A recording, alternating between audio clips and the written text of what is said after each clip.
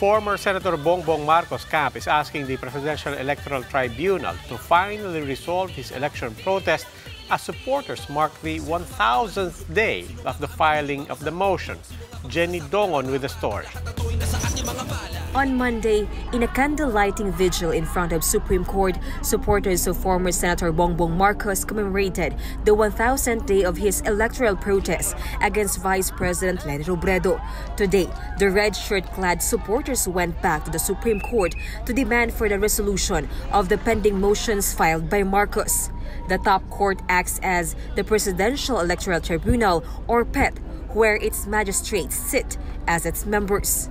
The former senator has been seeking the technical examination of clustered precincts from 3 provinces outside the designated pilot provinces in his electoral protest against VP Leni. Pinapasabbi na namin yung result ng technical examination ng COMELEC sa 3 probinsya ng Maguindanao, Lanao del Sur at sa Basilan as early as December po of 2018. Kami po nakikiusap, naninikluhod po kami sa ating kagalang-galang na Presidential Electoral Tribunal, baka po pwede naman po na ma-resolve na po yung motion namin.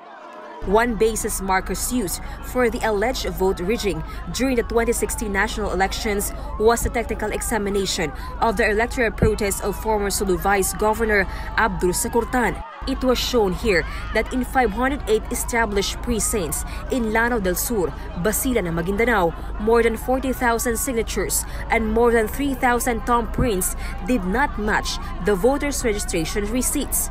But for VP Leni's camp, Tan's electoral protest has nothing to do with Marcos' case. Gusto niyang gamitin ito. Ay nakapagtataka, hindi naman kami party doon sa nasabing kasong yun.